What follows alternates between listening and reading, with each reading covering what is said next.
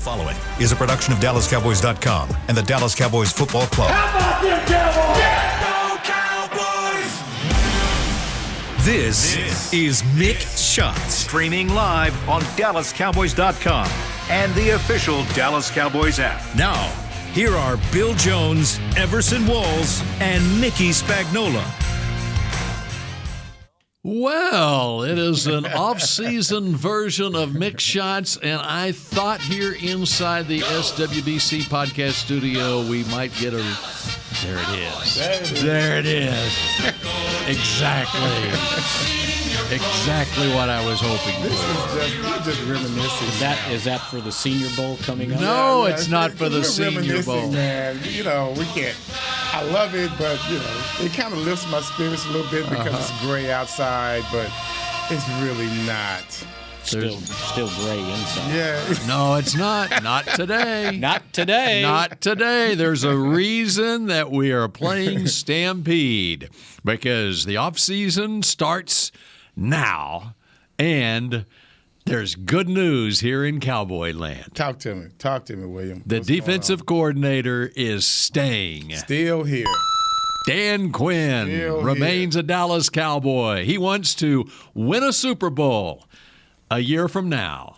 And so he is staying, and so that's why we start off Mick Shots with Stampede. Boy, that is a really optimistic stretch there, William. But I'll take it. But it's finally coming out from under the clouds, right? Yeah, I can see a little There's ray a glimmer, of sunshine. even though it's a cloudy day here in Frisco, Texas. There is a light that we just see at the end of this just a tunnel. little beacon. And he was under. I mean, so many people were interviewing him, planned interviews. He was supposed to be in Chicago yesterday for an interview. He interviewed with the Giants, the owners, the president, the new general manager, the vice president of player personnel. I mean, he's he good friends with the ringer. Broncos owner, Right. the new owner, and he was supposed to get that job and interviewed with the Vikings and Jacksonville a long time ago. Supposedly, he informed everybody, it's been reported, that he is pulling out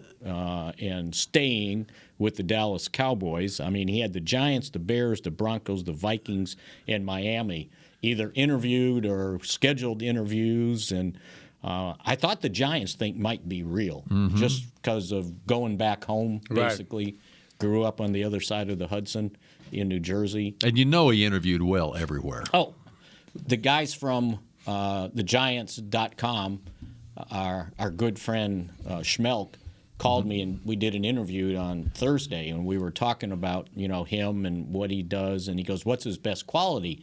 And I said, "Well, if he wants the job, if he walks into a room and they interview him in person, he will get it." Yeah. Because of just his personality. Yeah. And resume. And resume. Yeah. You're right.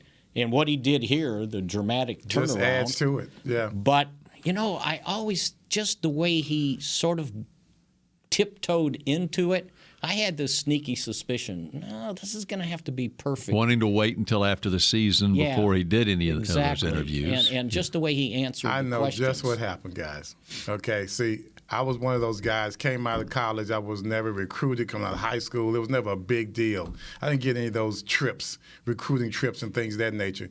When I finally left the Cowboys, I had a chance to go to Seattle and then New York. To me, that's my recruiting trip. Right. I'm reliving that. I never had a chance to live that. I think with him, he just likes to travel. He's just having fun. It's just like if you would have got that recruiting trip to Hawaii, you would have taken it. You'd have gone to play for the Rainbows or not. I wouldn't maybe not have stayed, but I would have gone on that recruiting trip. He's just enjoying himself. He's being courted. He got a free trip back home. Yes. Right? Come on, man. He's not going free anywhere. trip to Chicago. He ain't going nowhere. This is just fun for Denver. him. Denver. Yeah. Yeah, he's just taking vacation. I'm but sure you the know wife what? is right there with him. I went back and I remember when all this came up, and he had this quote out there. It said, "I think for me coming here, I wasn't coming here to look at what my next job would be. I wanted to come in here and have a blast and hopefully kick ass and make an impact. If those moments come, I'll be ready for them if the right scenario came about. But honestly, I'm having a blast right here with this crew, and we're going for it. That's where my mind is. So this was before the playoffs started. So, just listening to that, so it sounds like probably his representative, it's being reported, but probably called these teams and said, hey, we're staying here. And then, it's not like he hadn't been there before. Right. I mean, come on. And I don't know which came first because the Bears announced they're hiring Matt Eberflus, the Cowboys' former linebackers coach.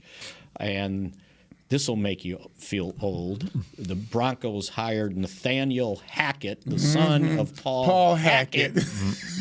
Who is now 42 years old. I didn't know if that was him or not. Yes. Yeah, that's crazy. And Hackett was here for 3 seasons, 86, 87, and 88. Then he went to KC. Offensive coordinator. Then he went to KC after that. I was here for Well, that. no, he was at Paul Hackett was head coach at Pitt before Kansas City. Yeah, Yeah, right. After he ended up So at he's a Kansas Cowboys City. offensive coordinator, and then he was at Pitt, and then wound up at Kansas City. Wait, and Pitt, then KC. And actually, Pitt, then KC. Right. yes, Cowboys, and Pitt, actually, KC. Okay. he's the reason McCarthy ended up at Kansas City because he left Pitt. I think he got fired. Yeah. He went to Kansas City and he brought McCarthy along as Quality control. quality control. Yeah, McCarthy was he was a GA and then wide receivers coach at Pitt under Paul Hackett. Gotcha. And then Hackett got hired by Marty Schottenheimer as the offensive coordinator, and McCarthy was there throughout. And so Nathaniel Hackett, now 42 years old, he was born in 1979, so he would have been at Pitt probably as a ball boy when McCarthy was on the staff with Paul Hackett. He would have been, 10 to 12 years old during that time. And then in Kansas City, too, with when Joe Montana was quarterbacking Kansas City. Hackett always had he always had that enthusiastic attitude about himself. I think he really did love being here in Dallas, playing, coaching under Tom. And there was a time that it was thought that he might succeed Tom Landry. That's why he was so happy when he got here, and then he was so unhappy when he left because he really thought that was going to be his He job. thought he was the next. He really did because he came into the locker room and he was excited all the time. And then as things started to wane a little bit, you could kind of see his enthusiasm. He and Tom, I don't think, hit it. Well, I think that got forced on Tom. And he knew that. Right. Hackett knew that. And so Hackett knew that Tom did not appreciate that. So because there was that, soured. and if you remember what happened, Tex wanted Stautner out as defensive coordinator. And so basically, even before Tom, the sale went down and Tom was removed, Hackett was going out because of what Tex forced him to do with Ernie Stautner. And let's give Ernie his love. Ernie, like the youngest Pro Football Hall of Famer ever elected, if I'm not mistaken. So I want to give Ernie some shit. But also when Hackett got here, there's that '86 season, and things started pretty well in that '86 season. They were the number one offense, number one offense in the league. Yeah. Until Danny White had his wrist broken and broke a ligament in there, or whatever you want to call it. And then the bloom came off the Paul Hackett rose. Yes, it did quickly. Well, I gotta say, went from 6-2 to 7-9. I want to get this in before the break and at the beginning. Do y'all know what today is? January 27th. No. No, it's not. No, it is. Well, it is. It is January 27th, but I got to put my anniversary in there, guys. It was a few days ago, but He's trying to save face. He must have forgotten. No. Hey, see, I mentioned it on the podcast. You're looking it up on your phone? I see. It's already there. No, this is the 24th anniversary of my Giants' victory over the 49ers. Oh, there you go. So, okay. Come on. I just wanted to kind of... I thought Bill was going to finish it for me and give me some type of introduction. When you mentioned anniversary, I was thinking more personal. Well, that is personal. That's too personal. No. But this was the day we kicked that booty, man. And I ended up going to Tampa and playing in the Super Bowl. So we had to beat San Francisco first. 15-13. So it's my anniversary, too, because I was at that game. Oh, wow. Cool. And you saw little Matt Barr Matt, boy, you and Matt probably the same height. Yeah. Little Matt gave us 5 field goals. Was it 15-13? 15-13, baby. Classic 15-13. That was that San Francisco team was supposed to be one of the best teams in the history of the NFL. And I remember writing the reason San Francisco didn't win is because the Giants didn't let Joe Montana have one more shot at the end of the game. They had the ball and ran out the clock. He was sitting over on the bench. Yeah.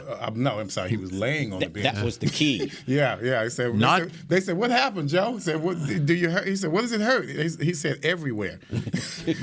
after Lawrence Taylor pretty much knocked him into Kansas City. That's what I say. He didn't wake up till he got to Kansas City. But that was the last play for him, if I'm not mistaken, as a 49er. Interesting. So it all tied together with Paul Hackett in Kansas City and then Joe Montana in Kansas City. And Joe Montana woke up in Kansas City. So this is a tangent, but I saw him get beat up like that at Notre Dame. Season opener, 1978. Missouri beat Notre Dame and their former head coach, Dan Devine. 3-0. And they stopped Notre Dame inside the 5-yard line, like in goal-to-goal situations, like 3 times. And Devine was so uppity, we're not kicking a field goal and tying. We're going to win this game, right? And afterwards, there was an Elton John concert on campus, and we finished our work, went into a bar, and who comes in by himself, walking with his arms pinned to his side, was Joe Montana, because he got the living daylights beat out of him. Why is he there? By himself. Why? Where was he? Where was he again? He was at a concert. No, not at the concert. Oh, I thought it was at the concert. No, at the bar. He walked into the bar by himself. Still. And he was just beat up. I mean, he was beat up so bad He his must have been arms lonely. He were wanted pinned. He wasn't even wanted with some consolation. He didn't. No one walked in with him. He was by himself. You want me to tell you my Joe Montana bar story from about that same era? Wait, let me finish. Obviously, he likes bars. So, So did we. I said it was Elton John. It was Billy Joel. Okay. And remember his famous song right about then, Catholic Girls Start Much Too Late? They prohibited him from singing that song at that concert on the Notre Dame campus. Oh, there you go. There you go. Man. All right, my little Joe Montana story. Okay, this was when the Notre Dame played the Cotton Bowl against Houston, and it was icy. The freezing game. Yeah. Okay. And Joe Montana, at Notre Dame, he did not. He went for a couple of years at least without even playing there. I mean, he was a late bloomer at Notre Dame, and so, but he had a great last season there, led him to the Cotton Bowl. So it was Christmas week. Okay, Christmas week. I'm at with friends at Up Your Alley off of Greenville Avenue. Yeah, that was my spot. Hanging out there with Boldy and Wilson. Yes, or just Greenville Avenue. I have all the lower Greenville. There you go. All right, but anyway. So the Notre Dame football team had arrived in town that day, and so they were hanging out at the bar, and I'm back playing pool with friends, whatever, and there was a guy that looked like the manager of the Notre Dame football team. How would you know what he looked like? Huh? Because he looked like me. He was a smaller guy, okay? Smaller guy, played pool against whatever. The next morning, I wake up, front page of the Dallas Morning News, there's a picture of the Notre Dame football team getting off, and it's the guy I played pool against the night before with a big old 10-gallon hat that they gave him. It was Joe Montana. Oh, what? Yeah. Come on, man. How could you not know? I had no idea who he was. Well, yeah, he wasn't Joe, though. That's right. That was before he was Joe Montana. And by the way, at the end of that year, didn't he make the great comeback against Houston? Yeah. Yeah. So he starts off in Missouri like that and ends up in the Cotton Bowl, one of the coldest games, by the way, in the Cotton Bowl. That's Missouri ended up in the Liberty Bowl. Wow. And speaking of Missouri, you have to be proud that Matt Eberflus, a former coach at Missouri, is a head coach in the NFL, and of course, former linebackers coach here, as you mentioned. We met.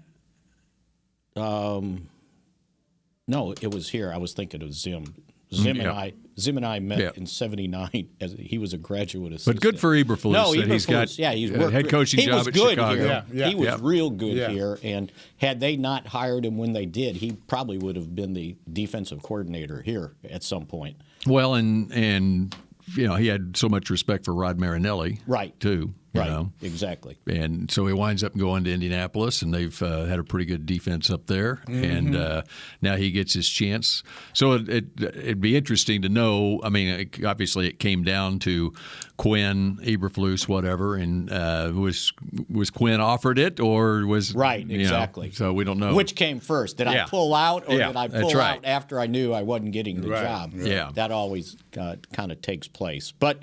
That's good news for the Cowboys. And remember, we've got an hour show. So yes, we do. Yeah. So we're going to hang with this. We always have an hour show. Well, no, we make it an hour show. Much to Chris. So how good is the news? Dislike.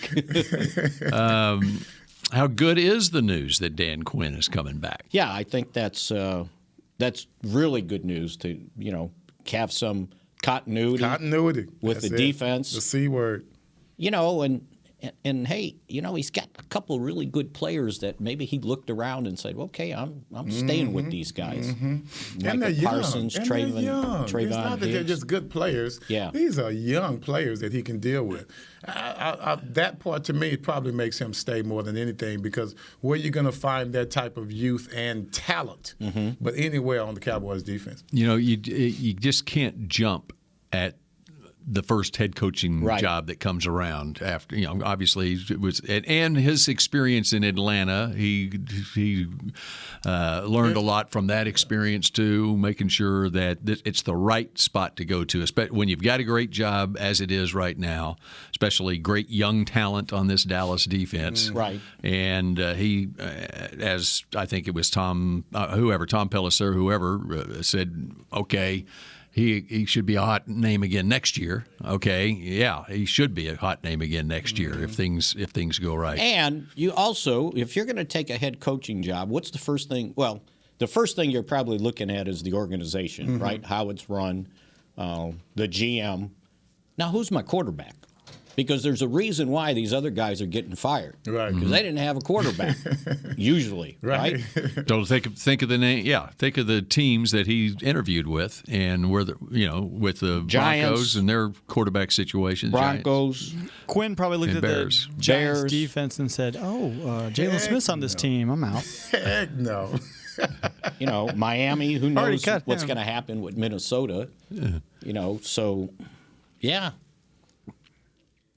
So Quinn stays, and I'm wondering if that affects what Joe Witt Jr. does. Because I was thinking if he went somewhere, he was going to try to bring Witt with him. That's what they said. With him as his defensive coordinator, and he's had, I think, 3 teams, if I'm not mistaken, that want to interview him: Baltimore, Seattle, and I think it was Chicago too, or maybe it was Denver for the defensive coordinator job.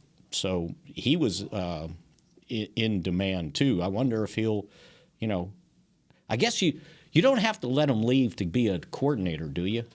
If you're under contract. And what? I'm trying to remember. As long as he moves up.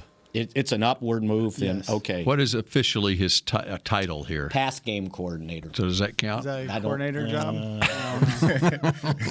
Yeah, now we're splitting that hairs. just gets you a raise. It doesn't get you coordinator per se. There's only 3 coordinator positions on a team by the NFL standards: offensive, defensive, and special teams. Right. All right. Report out there among the names expected to receive second interviews from the Dolphins: Cowboys offensive coordinator Kellen Moore, 49ers offensive coordinator Mike McDaniel, and Bills OC Brian Daboll. So Kellen Moore, a second interview in Miami. And the Giants are acting like Dayball's their guy. Everything I've read so far in the papers up there. The new GM came from Buffalo, I believe. Yeah, right. Now, you got to be patient in New York, right? I mean, you can't expect someone to just go in winning. I think what they saw with Judge was no improvement. Right. You know what I mean? There was no progress And they saw a quarterback sneak on a 3rd and 8 from the 3-yard line. Yeah, that was degress. So as long as you don't show those characteristics as a team and as a coaching staff, they can show you patience. You know what I mean? But that's not going to be a quick fix up in New York. No, and you know what? I think I read where the new GM was talking about, okay, we got to fix this offensive line, right? Mm-hmm. We got to fix our defense. Mm-hmm. And that takes time, Spag. You got to do it through the draft. And I think the story was about them saying, it was the owner saying that we put too much of the blame, not we, but too much of the blame was put on Daniel Jones, that we need to find out what he is like. Because they got to they have the opportunity to pick up his 5th year this year. And are you going to do that? Or are you going to let him play, see what happens, and then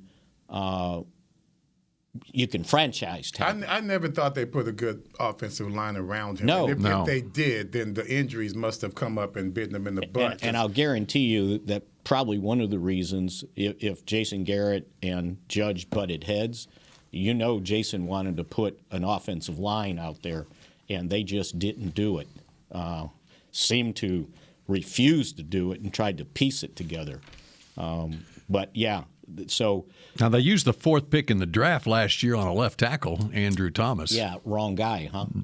Did he play? Yeah. I think he finally got out there. Yeah, and he showed some improvement initially in his 2nd year, at the end of his rookie year, and then the beginning of this year. Was it there they spent the big money on the 6'9" tackle? Yeah, Solder. Nate, yeah. And he opted out last year. Right. And high 2nd-round pick on Will Hernandez, a guard. And he had gotten hurt. That was in 2018. Yeah. So, I mean, recently they have spent some draft capital on offensive linemen, but you have to like what Garrett did here. Mm-hmm. You with the offensive line here first with Tyron Smith and then Travis Frederick and Zach Martin. You have to really invest in it. And there were 8 and 8 years that you. Yeah, that's what I was going to say. The patience still has to be there. That's right. While you're getting these players, it's not like things are on hold. The season's not on hold. You're still going to be trying to win games and most likely losing those games until you get the people that you want. Mm-hmm. And one of the things, other than one game this weekend, offensive lines made a huge difference, except for Cincinnati. Guy won a game getting sacked 9 times. Are you kidding me? How many touchdowns did they score? Did they score a touchdown? What was that? The field goal kicker. The field goal kicker is the star of this team. Rookie. They scored 1. A rookie. Uh-huh. So they have not been able to finish in the red zone no more than we have here in Dallas. As a matter of fact, we're better than they are in regards to that. And they still won the game against a heck of a squad that they played against. I got to say, this past weekend. And how about. That's 4 of the best games I think I've seen. 49ers won a game without scoring an offensive touchdown. Is that crazy? Mm-hmm. Okay, we need to get into that. We also need to get into the other elephant in the room. And we will. Oh, yes, we do. And speaking of coaches. It's a big one. Okay, so I thought it was my breath. We're going to take a break. Okay. And then we want to do Payton Place next. Payton Place is next. All right, on Mick Shots. Brace yourself for an existential question. Has your butt been having enough fun lately? Have you been treating it well? Has it been going places? If not, then it's about time you start using SeatGeek. SeatGeek is the best way to get your butt tickets to live events. Just ask the thousands of other butts who have rated it the #1 ticketing app. So what are you waiting for? Download the app now or visit SeatGeek.com to get tickets to sports, concerts, and live events and make your butt happy. SeatGeek. Get your seat in a seat.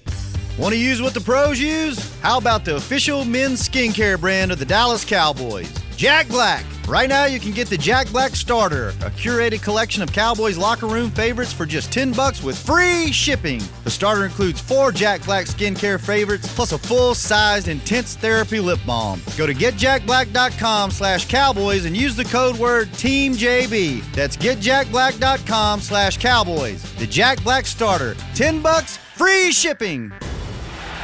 The Cowboys way, where 16 Hall of Famers and 5 championships shows us what success looks like. Where turkey is always the second best part of Thanksgiving Day. Where we are all defined by one single thing, the star. Where we as fans know it's our job to keep the tradition going. Bank of America is proud to be the official bank of the Dallas Cowboys and to support the quest of living life the Cowboys way. Copyright 2020, Bank of America Corporation. At AT&T, everyone, new and existing customers, get our best deals on every smartphone. Why? Because you deserve it. For turning your living room into your office and your gym. For teaching Grandma how to video call and teaching her again. It's the button on your left, Nana. Okay, your other left. It's not complicated. Everyone deserves something new. So AT&T is giving everyone, new and existing customers, our best deals with every unlimited plan on every smartphone, even the latest ones. AT&T may temporarily slow data speeds if the network is busy. Restrictions and exceptions may apply. Back to Mick Shots.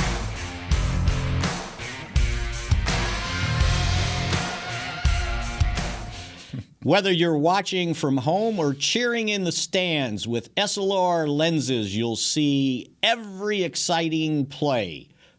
Book an appointment at your local SLR experts and find the perfect SLR lens for you. See more, do more, SLR. Can you see that? Well, with my glasses on. Okay, the big news of this week. What would it be, Mickey? Well, Sean Payton decided that he was going to step away as the head coach of the New Orleans Saints after 16 years, 15 seasons, because he got suspended for one season, so he missed that one season. And as he pointed out during the 94-minute press conference, this is not retirement. We're not talking about retirement. He basically said, I'm stepping away. I don't know what I'm going to do. But he basically pointed out that he thought at some point it would involve football again, possibly coaching, but just not this year. So you know what happened, right? What happened? Well, everybody took 2 and 2 and got 6 out of it. That the reason he was stepping away was to come to the Dallas Cowboys.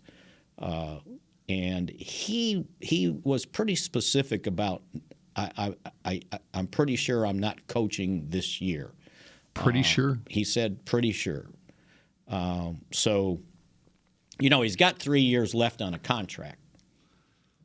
But you never know how the contract was written, because you remember it was 2 years ago when this all came up again, and they basically did everything they could to keep him there in New Orleans. So they may have given him a contract that's not like anybody else's contract, right? Because normally if a guy quits a team and he's still under contract, if you want him, you got to pay dearly in draft choices to be able to do that. And I would think for him, the asking price would be a couple first-round picks.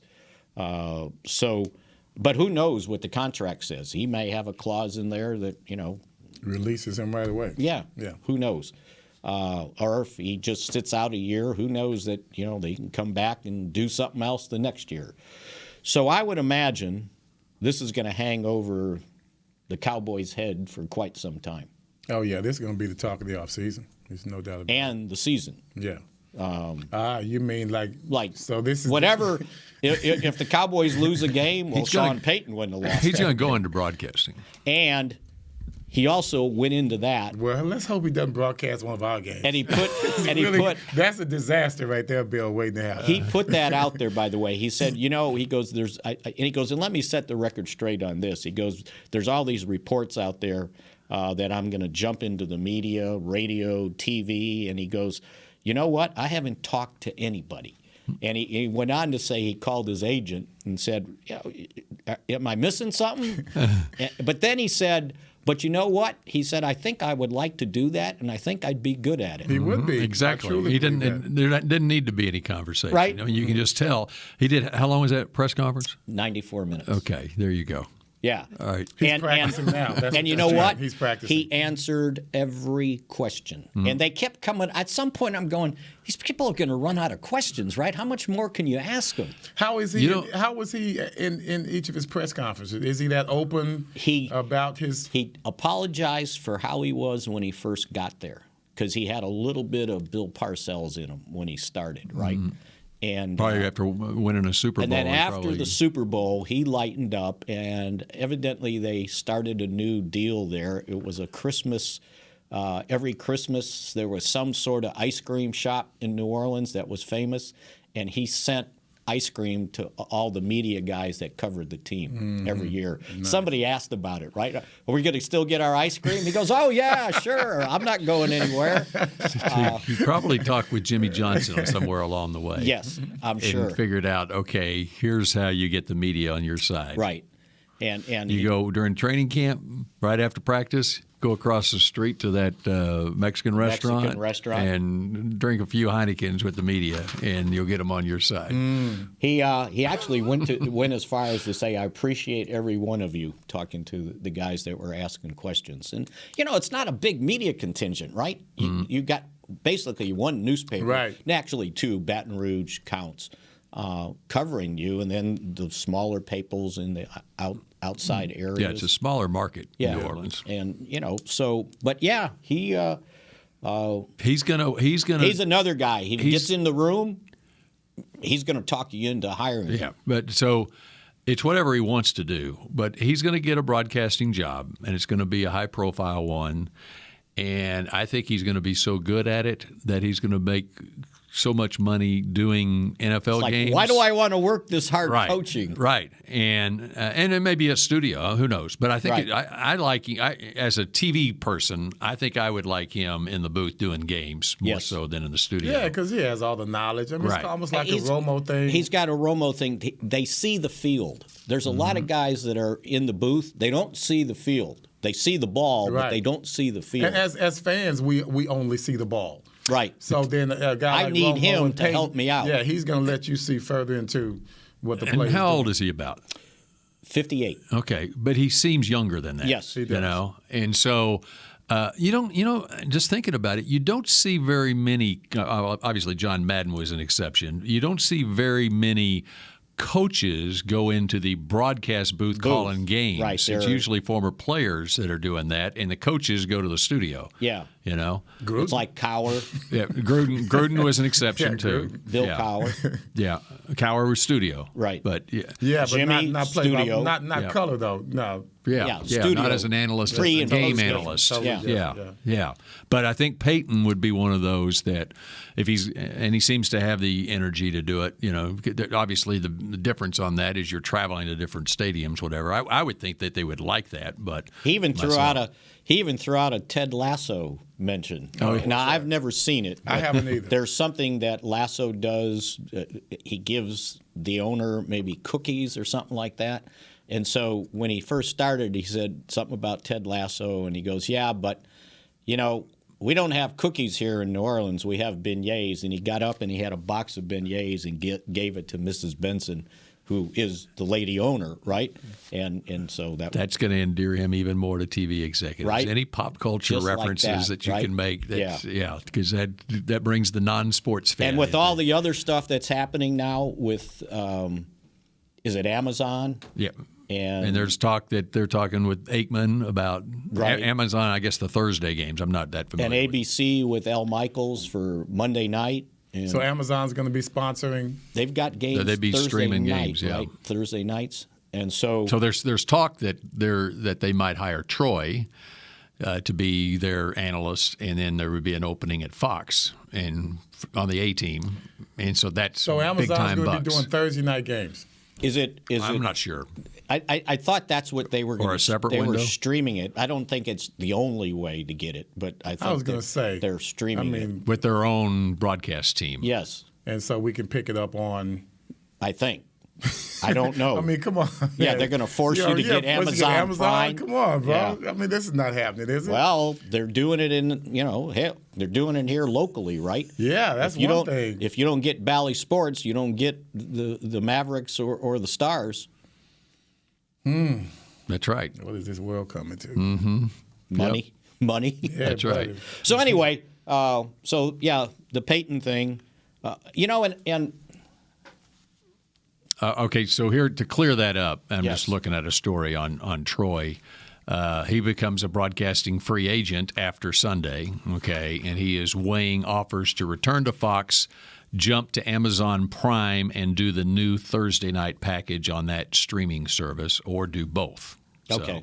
So there's a chance he would do both. And there was a report the other day. Al Michaels is kind of in that loop.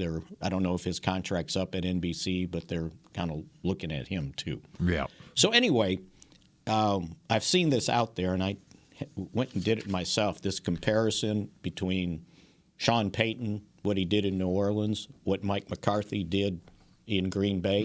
It's very similar. It is. The numbers are similar. It's eerily similar. And by the way, he told the story that when he was here after he finished the 2005 season with the Cowboys, he interviewed for the head coaching job in 2006 with the Packers.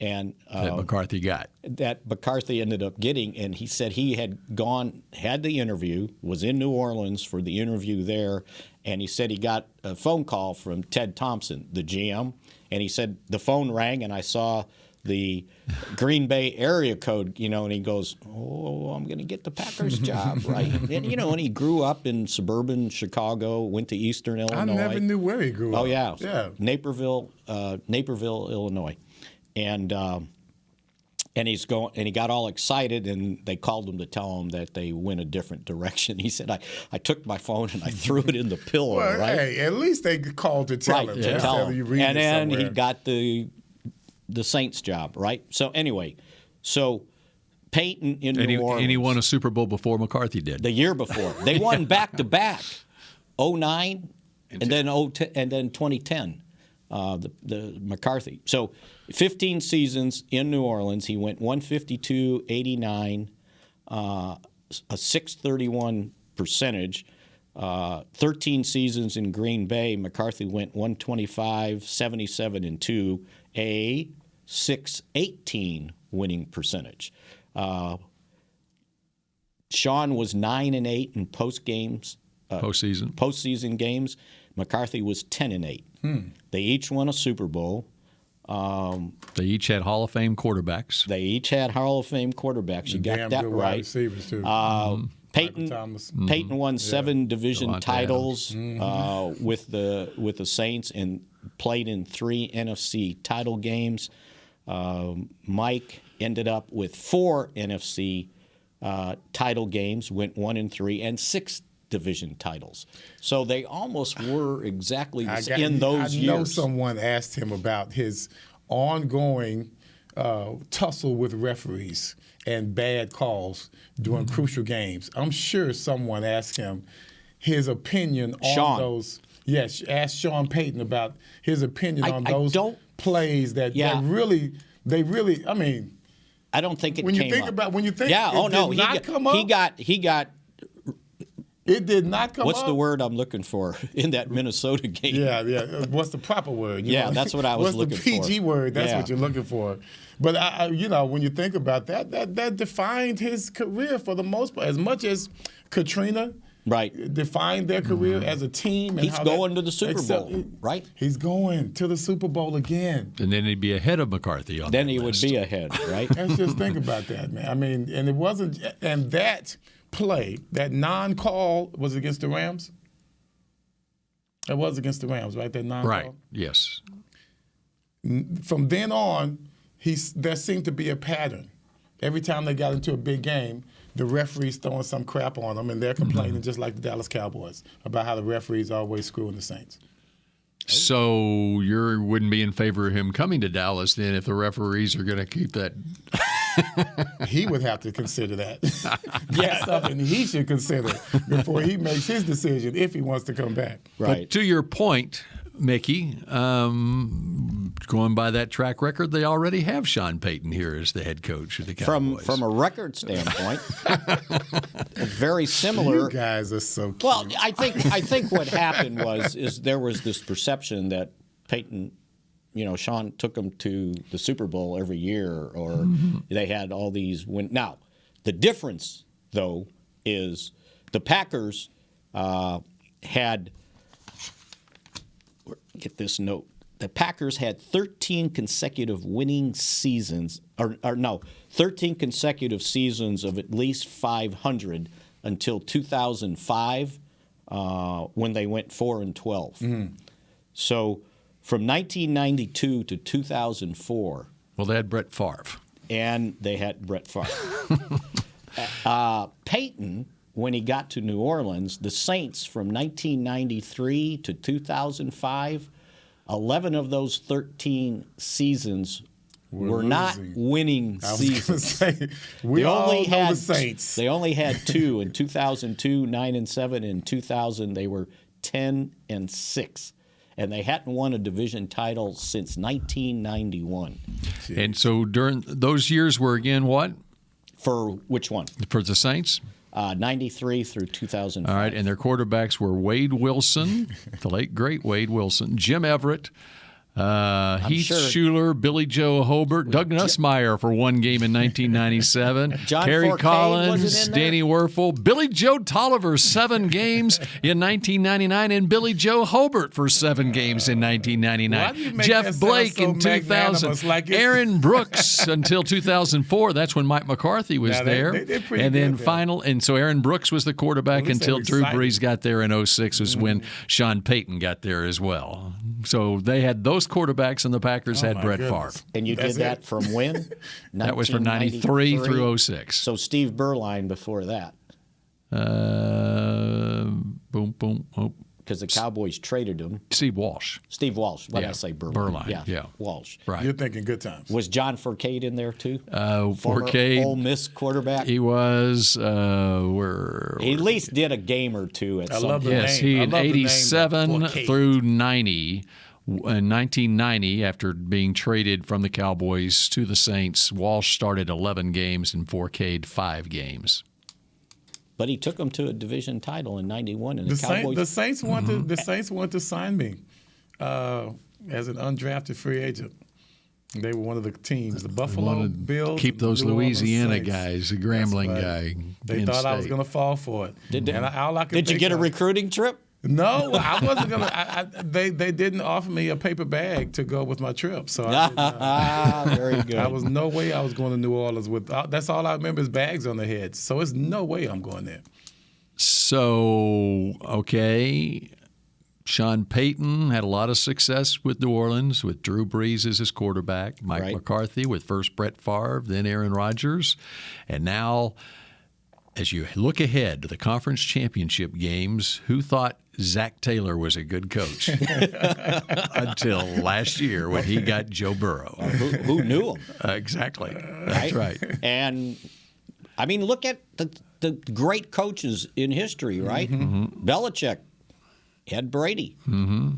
When Jimmy Johnson got this job as the Cowboys head coach, I remember because my twin sister, she was a huge Cowboy fan and just loved Tom Landry, and she was so mad. And her being an OU grad, they hired Jimmy Johnson, an Oklahoma State coach, to coach him. And I said, here's the other thing about it. He's going to be successful right off the bat because he's about to be coaching Troy Aikman. And it sure just enough. Well, one right off the bat. But just took a year. Yeah, it took a minute.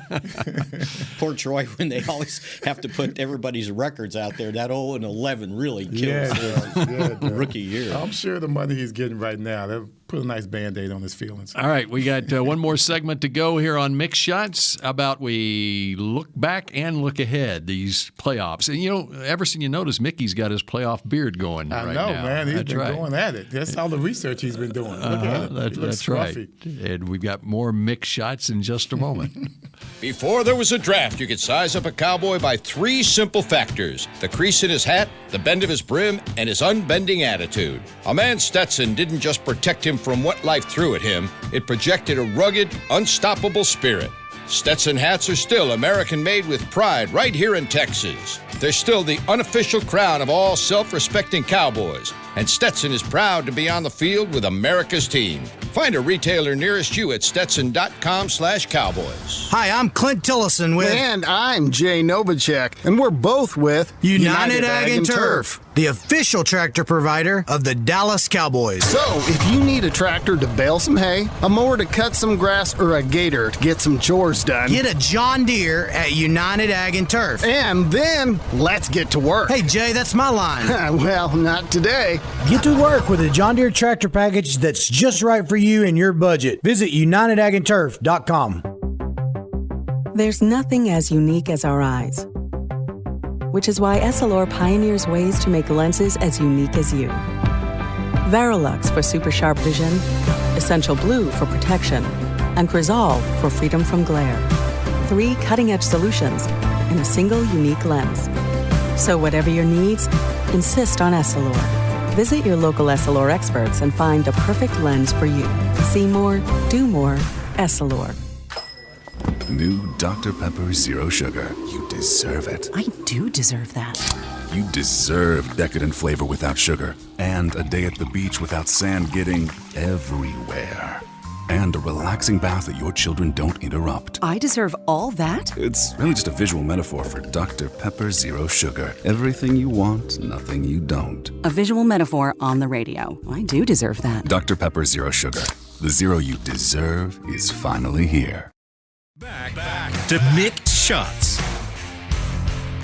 K-Post Roofing and Waterproofing, proud partner of the Dallas Cowboys. From corporate homes to your home. Have your roof checked by choice, not by chance. Call now. 214-225-4860. www.kpostcompany.com.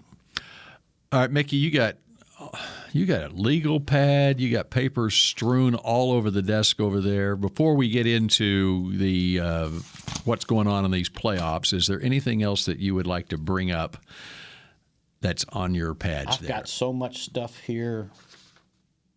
If not, we'll proceed on.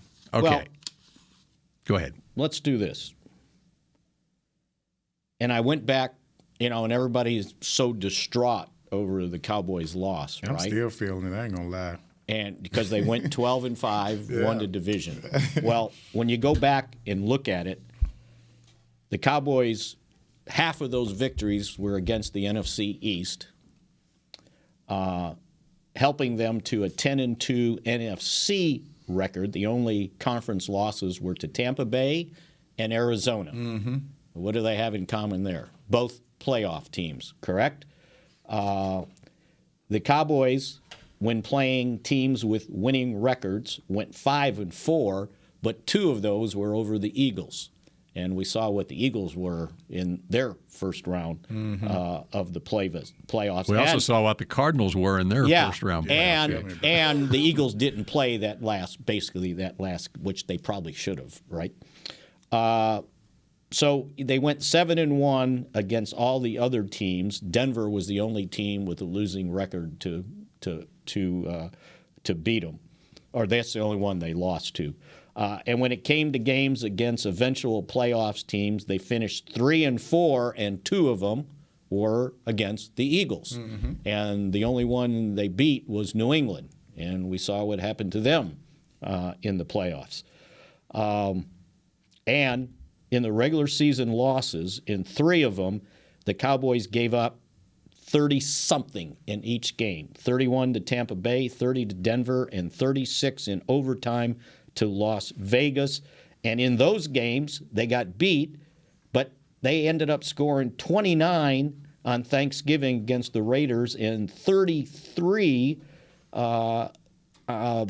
29 against Tampa Bay and 33 on Thanksgiving to the Raiders. So we saw a pattern of what took place in that playoff game.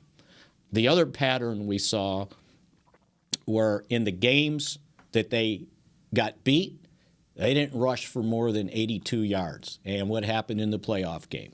They had trouble running the football. And also, the majority of their takeaways were against teams that had losing records. So I know we're all shocked at what happened, but I think we ignored the facts on some of the stats that really stuck out in the game. And when I was talking about the running, in the 12 wins, the Cowboys rushed for at least 108 yards in 11 of those. The only one they didn't was the Dakless game against Minnesota. They ran for 78. San Francisco, by the way, ran for 167 yards. In the 5 losses, Tampa Bay, Denver, Kansas City, Vegas, and Arizona, the teams rushed for, where is it at? Regular season, ran for at least 120 yards against the Cowboys. So what happened in the playoff game? They got run on. Mm-hmm. So, if you look at, if you just look at all that stuff, it's like, yeah, it was shocking they got beat, but I think we ignored some of the warning signs out there. No, we didn't, Spags. Not in this room, we didn't. Mm-hmm. Not in this room, we didn't. You've given us more than enough information to where we could see this coming. We tried our best to give, some type of encouragement, some type of light at the end of the tunnel type of thing, but that's not the way it was in this room. We always felt that there were going to be issues. Every time that we started to lose the game, I think it's because our youth defensively that stops us or prevents us from making good adjustments. Once we go off the rails defensively, I think our youth does not allow us to make those adjustments, and we kind of panic mentally. We lose our poise. There's no more structure in what we're doing. That comes from a lack of youth. And that's something that the coaches, Quinn, is going to have to work on as they get older. You have to depend on your more experienced guys, put them in position to make plays during those blowouts to where we can't stop anyone. And then we end up, of course, with the same pattern of a comeback. And we have to make a comeback, and the comeback is very difficult because we can't run the ball, which is the reason that we're in the position that we are in the first place. So now you've got your offense trying to get down the field, hurry up, no huddle is the only thing that we have at our disposal when you cannot run the ball. So the pattern was there. We saw it every time. It was mentioned on this show more than once. So that's just a weakness that we had to live with last year. We're going to have to continue to live with that weakness as we go further on in the future. See, and I think you have to take into account, it's like, did teams gang up on the run and the Cowboys couldn't According to the 49ers, they did. Exploit it with throwing the ball against basically cover 2? Or is the design of the runs not what it needed to be? Or the offensive line played well in wins and they didn't play so well in losses. Mm-hmm. And they didn't play well in that playoff game, right? They did not. And so I just think there's got to be a big circle on that offensive line right now. I agree with that. Yes, and you can't get past this, Spags. It is what it is. We try to always offer a reason for it. We always try to offer some type of solutions, but that has nothing to do with what they're thinking on the field. Yeah. It sounds good for us to sit up here and say, well, you got to do this, you got to do that.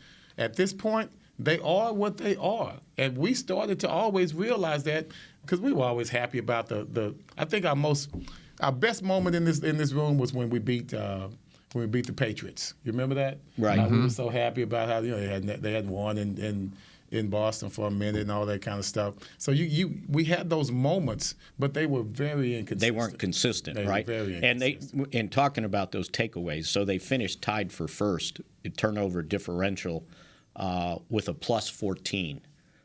But in the 5 losses, they were -1 in takeaways, and in that playoff game, it was 0.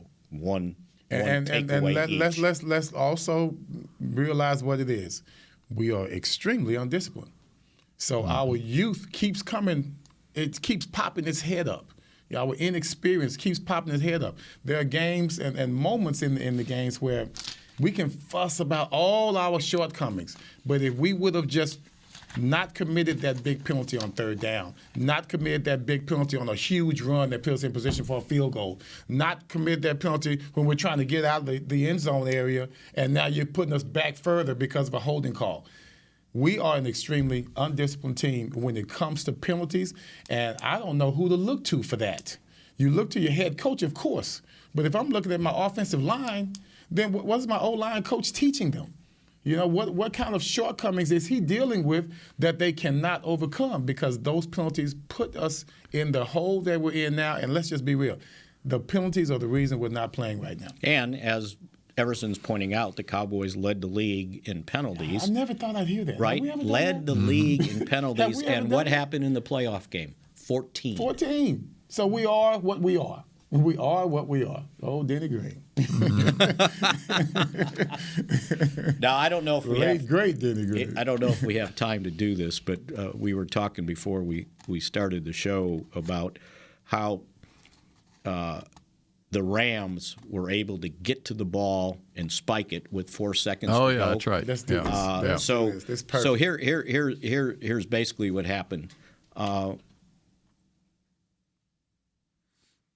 If it wasn't for the back judge in that Rams game, 13-year veteran Todd Prukop, they would have never got that 49-yard field goal off to win the game.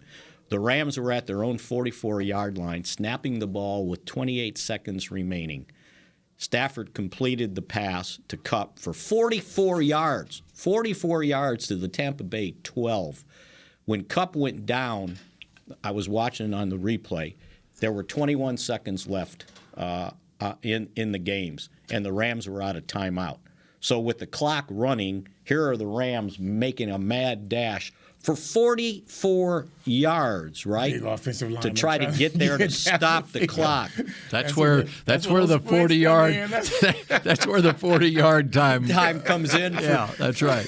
When they for that combine, go to the combine all this those week.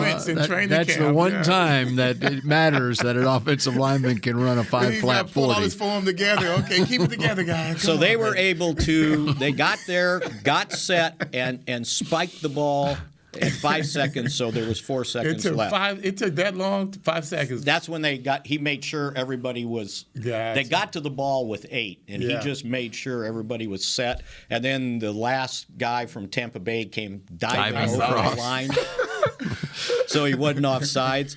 So basically, they got it spiked. The Cowboys, if we look at the ending of the San Francisco game, the Cowboys were on the San Francisco 41. Quarterback draw with 14 seconds to go. Dak sliding in at the 24 for just a 17-yard gain. And when he slid, there were 9 seconds left, right? And I went back and looked at it, and so Tony Romo's yelling, "Find the ump, find the ump." And it was like, well, Tony, guess what? The ump wasn't there, right? Not. He didn't show up till like 2 seconds left. And it's only 17 yards, man. And he didn't have that far to go. Well, here's the difference. The umpire in the Cowboys game was coming from 28 yards away. When Cooper Kupp went down, the guy closest to the ball was the back judge. And the back judge spotted the ball. So the ball had already been spotted with like 15 seconds to go in the game. You know that's because they realized a mistake was made in our game. I wonder if they looked at it. And I was talking with an official, college guy, and he basically pointed out that if the ball is close enough to the back judge, he can spot it. The back judge in the Cowboys game was standing on the goal line. 24 he was expecting a Hail Mary. I guess, right? And he didn't move. And in this game... He was expecting what everybody else in the stadium was expecting, a throw to the end zone. That's not his job, is it? Is he going to defend it? No, but he's got to be back there too. He can't defend it. No, but he's got to call pass interference or whatever. But he had... Get back there once the ball snapped. I mean, he could have ran up, right? And the guys on the side... Well, you're going to be behind the defenders. Right, the defenders are at the goal line. But my point is, the back judge, when you were looking for am I trying to be a smart aleck, the most invaluable guy for the Rams was that Prukop, because he spotted the ball and then backed up to where he needed to go. Because that umpire, he wasn't going to get there. He can spot it and then back up. And they need to change that rule, because they changed it previously when they did move the umpire behind the offense. in the last 5 minutes of the game, they put him back behind the defense, knowing there could be hurry-up situations, right? And then they changed that and said, no, you're back there all the time. There's a safety. Yeah, this is all the things for that safety you have to know. reasons. And so I would imagine so that's the my reason rule it's easy proposal. for the back judge to spot the ball is because he knows he's going to spike it, and he'll have time after the timeout to go back to the end zone. But with the Hail Mary, like you were saying, everybody's looking for the Hail Mary. So he's like, I'm not running up there to spot the ball because I got to be back here. Then the play didn't come to him as far. Right. Yeah. Right. But had they spiked the ball in time, then he could have backed up for the Hail Mary, right? So anyway, I noticed it when I watched the game. I said, look how far they went in that little bit of time. They need bigger reporters to go in and talk trash to these referees. Y'all are scared. I wish I was a reporter. You want to be the pool reporter? Be in there like, I know you guys talk to the guys in Dallas, so that's why you guys fix things up for us for this particular game. They had everything ready for it, because I know y'all talked about it. I want an answer right now, and that's what I'd be standing up there waiting on. We'll have to talk to the Pro Football Writers Association and just nominate man, let's get in there to be the pool reporter. They're punking y'all, man. Y'all go in there. Like, look at these little guys. Y'all in there all sheepish, like, can I have an answer? Man, get out of here, man. You better tell me what's going on. Can I ask you one more question? Yeah, no, please, sir. May I have some more? By the way, there are reports out there CD Lamb's going to be added to the Pro Bowl roster. There you go, baby. They're another glimpse of sunlight. Huh? Yeah. I think when we go outside, if the sun just might be. So we are going to convene. And by the way, also that took place in this last week, Randy Gregory had his knee scoped. He had some loose bodies in there or something they cleaned up. So he should be ready for the start of the offseason. Yeah. And what's his contract status? He is a free agent. Unrestricted free agent. Unrestricted. That's right. That probably should take up a segment of our next show. And so in our next show, which will be Monday at 11:30. We're switching out next week. 11:30, Spags. Monday, so we'll be wrapping up. 11:30. Don't show up early, Spags. So it'll be our first opportunity to talk about the Super Bowl matchup, and which will be who will be playing in the Super Bowl. I think the Rams are going to be in the Super Bowl. Against? I think the Rams are going to go against Kansas City. Okay, Rams, Chiefs there. What do you got? I'm going to take the Niners and the Chiefs. And I'm going to take the Niners and the Chiefs, too. They got something going, I think. You think they scare the Rams? Something about it. I don't think they're going to scare them twice. Or 3 times. Did you see what they're doing at SoFi? The Rams, if you're trying to buy a ticket. Man, is that messed up? What are they doing? Off of their website? Yes. I mean, the secondary market, you can do what you want. Okay. But off of the Rams ticket office, they're checking zip codes. And if it's not in the L.A. vicinity, they're checking zip codes. Yeah, because there's no Niner fans that live in L.A. Right, right. Because that's what happened, right? Right. It wasn't like they all traveled there from San Francisco. But they do travel well. No, but they live there. All right. Just like they lived here. All these people come in here with all their money, selling their houses and buying houses here, twice the size for the same amount. They get 2 lots. Yeah, that's why they were all here. But that really didn't make much of a difference. Although I did see some red in Green Bay. They actually made it. My business partner made the trip. The one that was bugging the heck out of me in the suite at the Cowboys. I'll tell you what. That was a bucket list thing for him. I was going to say. To go freeze to death. Well, he had a sweet ticket. Thank goodness. But if you had a bucket list to go see a game in Green Bay and wanted to see what Green Bay was, why would you got cold weather and you got snow. Yeah. And they got the That's win. what Green. Why would anyone have that on their bucket list? Because they saw the Ice Bowl and they said, "Whoa, that was cool." Unless you had to play in the darn game. All right, so that does it for this edition of Mick Shots, and we will be back at you on Monday. It will not only be your first chance to hear about the Super Bowl matchup, it will be your first chance to talk about the Senior Bowl as well, which gets underway next week. All right. Also. All right, so we'll chat at you again on Monday here on Mick Shots. Go Cowboys. This has been a production of DallasCowboys.com and the Dallas Cowboys Football Club. How about this, Cowboys? Yeah!